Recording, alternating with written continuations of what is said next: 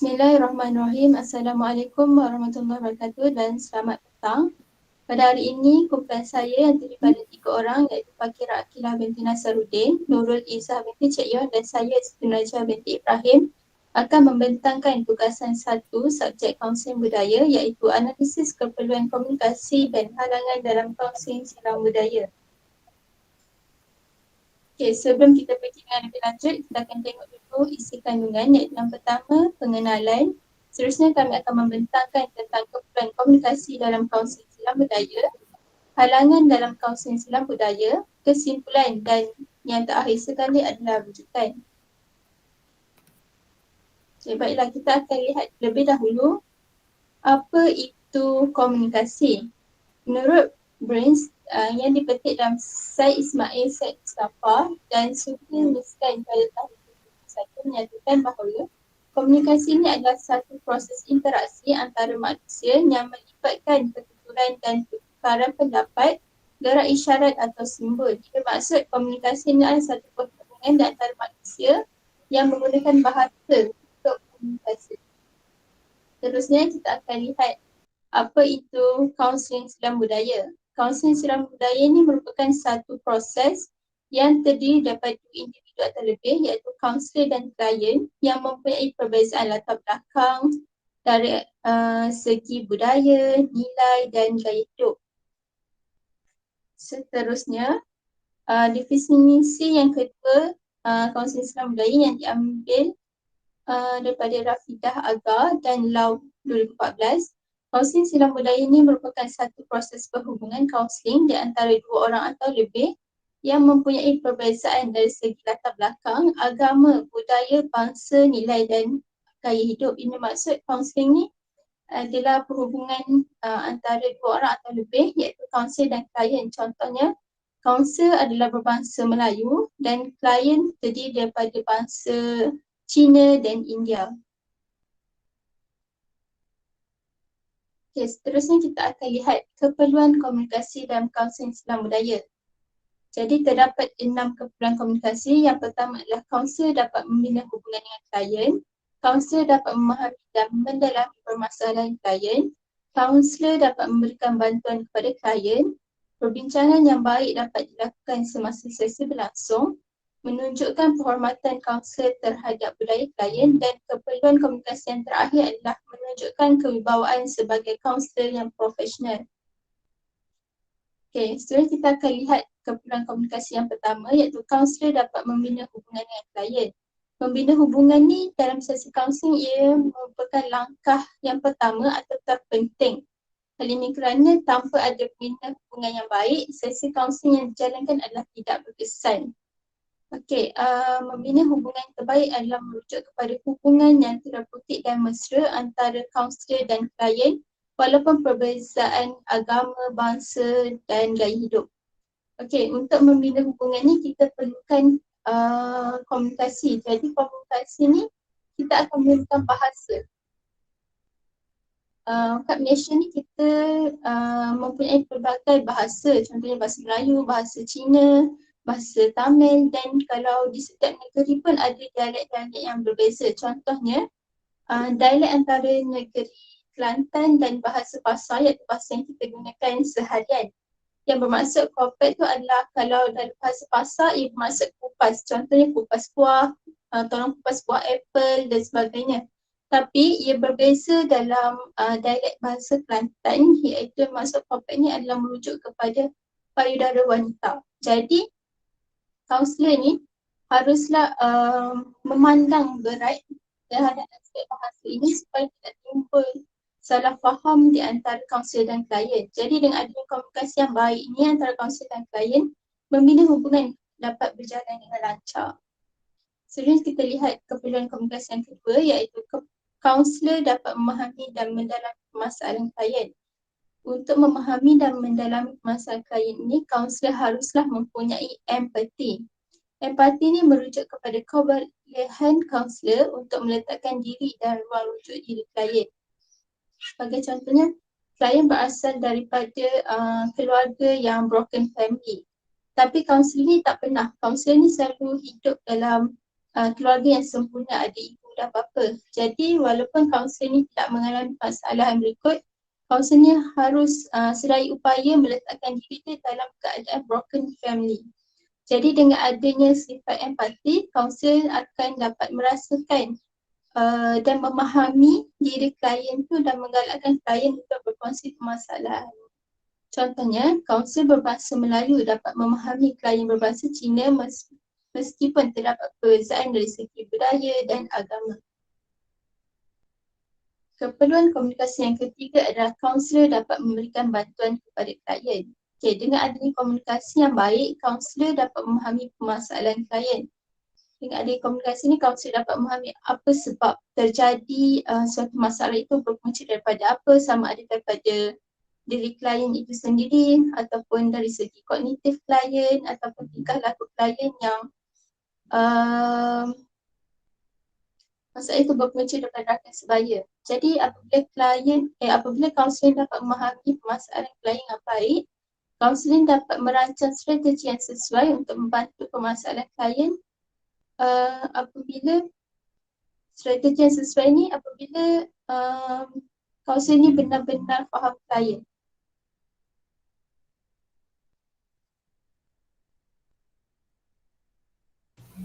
Baiklah, seterusnya perbincangan yang baik dapat dilakukan semasa sesi berlangsung.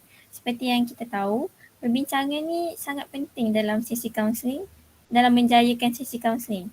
Macam yang kawan saya cakap, perbincangan yang baik ni dia bermula daripada membina hubungan yang baik. Oleh itu, komunikasi bukan lisan perlu diambil berat oleh kaunselor agar sesi kaunseling silang budaya yang berkesan dapat diwujudkan. Komunikasi bukan lisan ni adalah contohnya bahasa badan ataupun kita panggil sebagai non-verbal. Sama ada daripada segi mimik muka, daripada segi pergerakan kita, cara duduk kaunselor untuk menerima klien tu. Contohnya seperti menyambut kedatangan klien dengan menunjukkan riak muka yang gembira dan senyum. Maksudnya kaunselor ni boleh terima pelbagai kaum menjadi klien dia dengan gembira lah apabila menerima kedatangan klien tersebut. Senyum, jemput masuk, silakan duduk. Seterusnya menerima klien dengan hati yang terbuka dan tanpa syarat. Dan pada masa yang sama, klien dapat meluahkan isi hatinya dan permasalahan yang berlaku pada kaunselor dengan selesa. Maksudnya apabila kaunselor ni dapat berkomunikasi dengan baik, sama ada lisan dan bukan lisan, terutamanya secara non-verbal lah. Jadi klien ni boleh menilai daripada tingkah laku, bahasa badan kaunselor juga untuk dia boleh teka sama ada kaunselor ni boleh terima tak dia. Jika kaunselor ni menggunakan riak muka yang happy, gembira apabila terima dia, jadi dia rasa diterima dan dia tidak kekok untuk meluahkan masalahnya. Seterusnya.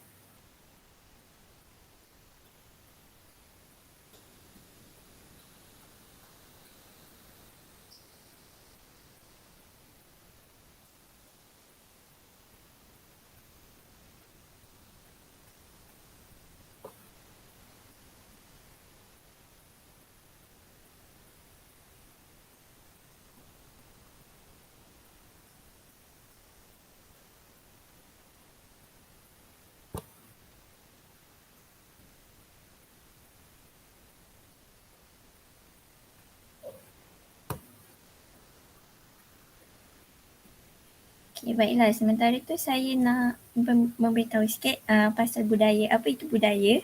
Budaya ni adalah satu sikap, nilai, kepercayaan dan tingkah laku yang dimiliki oleh sekelompok manusia. Jadi kita sebagai kaunselor, kita kena menerima budaya klien kita.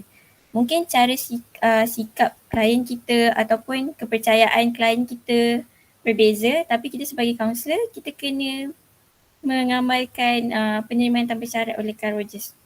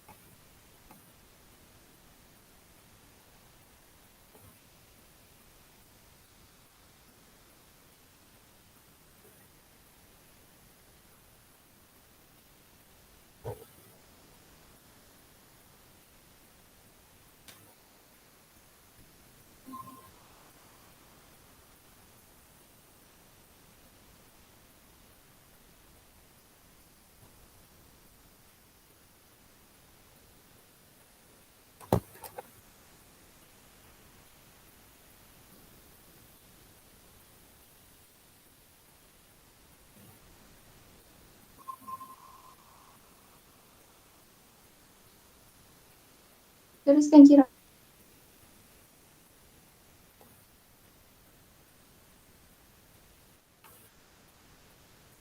Okey, baiklah.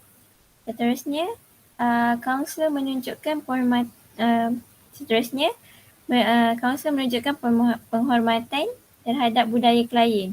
Okey, seperti yang saya cakap sebentar tadi, kaunselor perlulah berhati-hati dengan setiap perkataannya supaya kaunselor ni tidak tersalah memberi tafsiran dan pandangan yang boleh menjejaskan pandangan budaya klien. Okey, jadi maksudnya sebelum seorang kaunselor tu nak panggil klien, adalah eloknya kalau kaunselor tu membuat sedikit pencarian maklumat tentang budaya klien tersebut. Contohnya daripada segi tempat tinggal, daripada segi adat resam kepercayaan klien tersebut, ataupun dari segi bahasa klien tersebut, apa yang boleh cakap, apa yang sensitif. Okey, contohnya, kaunselor ni dia tidak boleh memanggil kliennya yang berbangsa India dengan gelaran keling.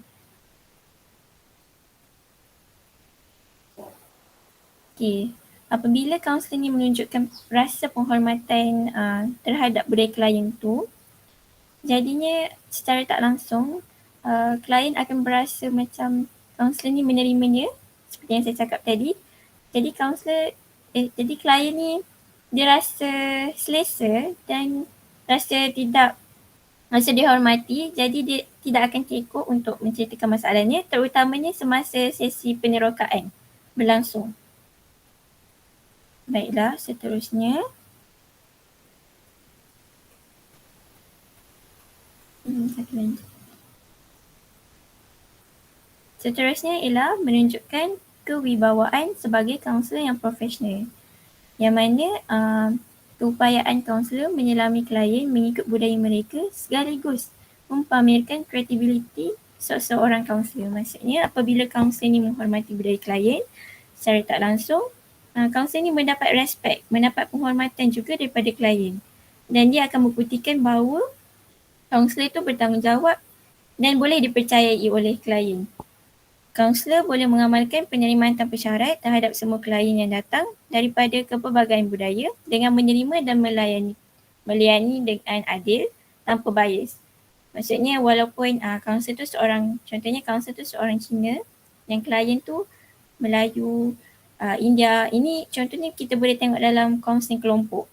Ada kelompok yang berbangsa Cina, dalam tu juga ada ahli kelompok yang berbangsa India, ada yang berbangsa Melayu. Jadi sebagai kaunselor yang berbangsa Cina contohnya, kaunselor tersebut perlu melayani ahli kelompok secara sama rata, secara adil. Okey. Seterusnya, saya serahkan kepada rakan-rakan saya. Seterusnya adalah halangan-halangan dalam kaunseling silang budaya.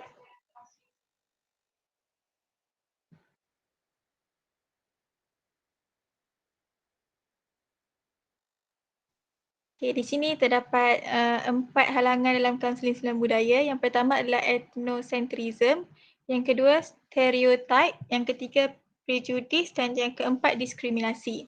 Okay, baiklah kita tengok dulu yang pertama iaitu ethnocentrism. Ethnocentrism ni adalah sikap yang percaya bahawa golongan ataupun budaya sendiri lebih baik daripada golongan ataupun budaya orang lain. Maksudnya contohnya kaunselor percaya bahawa budaya dia adalah lebih baik daripada budaya klien. Contohnya budaya klien itu adalah budaya daripada kaum Cina ataupun India. Jadi kaunselor yang berbangsa Melayu percaya bahawa budaya Melayu ini lebih baik daripada budaya Cina dan juga India. Ethnocentrism ini juga mempunyai pelbagai andaian dan juga pandangan negatif terhadap budaya lain, cenderung untuk bersikap angkuh dan tidak berasa ragu-ragu untuk memandang rendah terhadap budaya masyarakat yang berbeza. Sikap ini, jika ada pada seorang kaunselor, akan mengganggu kelancaran sesi kaunseling silang budaya yang memerlukan seorang kaunselor yang memahami serta menghormati budaya masyarakat lain. Tidak semestinya budaya sendiri adalah lebih baik daripada budaya orang lain. Halangan yang kedua adalah stereotype, iaitu memberi kenyataan umum yang negatif terhadap sesuatu kaum ataupun budaya. Contohnya, apabila kita melihat seorang remaja yang memakai rantai, maka individu yang stereotip akan menilai remaja itu sebagai seorang yang nakal dan jahat disebabkan remaja lelaki itu memakai rantai. Jadi stereotip ini adalah sikap yang mengeluarkan satu kenyataan ataupun tafsiran secara psikologi yang bersifat negatif apabila berhadapan dengan bangsa atau kumpulan etnik yang berbeza. Stereotip ini juga memberikan gambaran yang berlebih-lebihan tentang perlakuan baik ataupun buruk sesuatu etnik. Perlakuan sikap stereotip ini akan menjejaskan perhubungan kaunseling silang budaya kerana seorang kaunselor sepatutnya tidak boleh membuat tanggapan awal berdasarkan berdasarkan sifat fizikal klien. Tambahan pula kalau klien itu perbezaan budaya, fizikal dan juga pemikiran klien.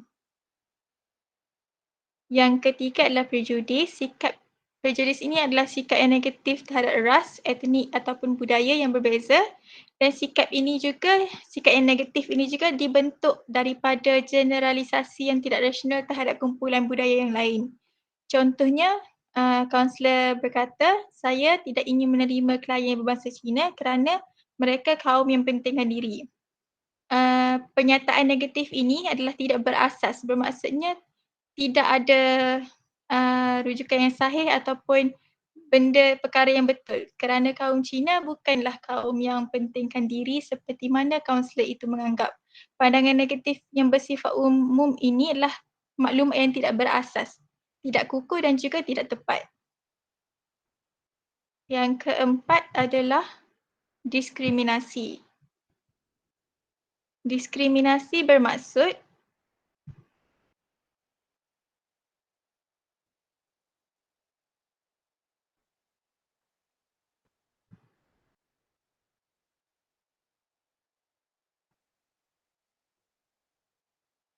diskriminasi bermaksud layanan buruk seseorang individu terhadap kumpulan etnik yang lain. Layanan buruk ini adalah dipengaruhi daripada faktor pandangan sendiri, kepercayaan dan juga pemikiran negatif seseorang individu terhadap kumpulan budaya, etnik dan juga kaum yang lain.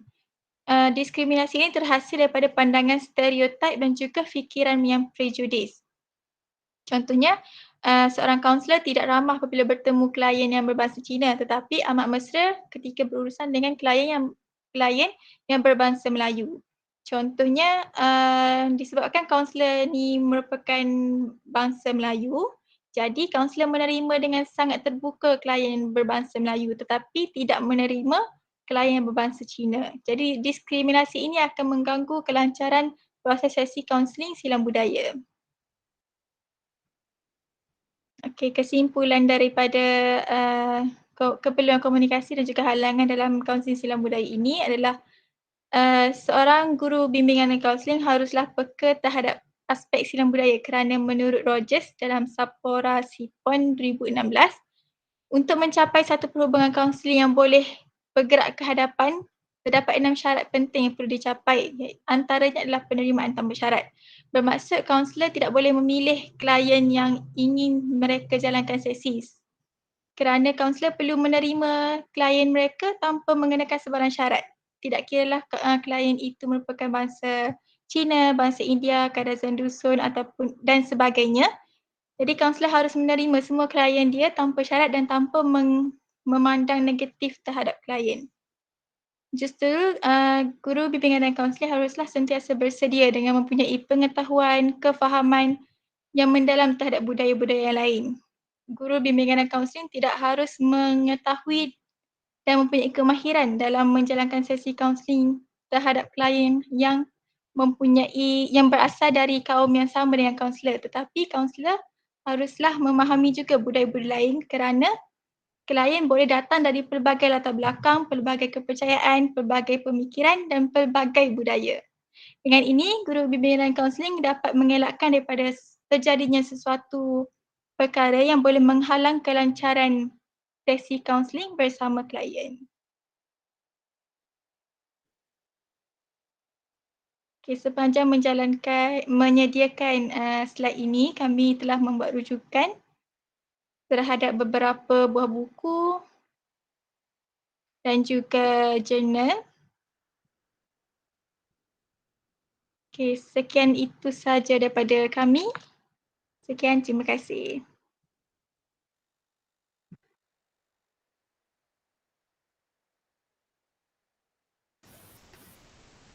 Likewise.